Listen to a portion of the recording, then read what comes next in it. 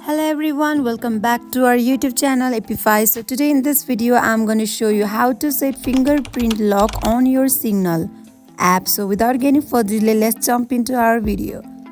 First of all, open up Signal app, make sure you have already downloaded it and log in with your own account. Now go to your profile and here tap on settings and now tap on privacy.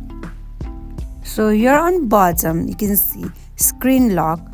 And below the screen lock, you can see use Face ID to unlock Signal. So if you're Android user, here must be use your fingerprint to unlock Signal. So this is my iPhone.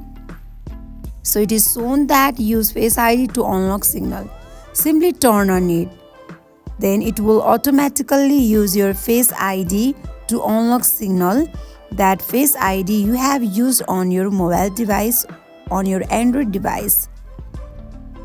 And if you're Android user, then it will say you that use your fingerprint to unlock Signal.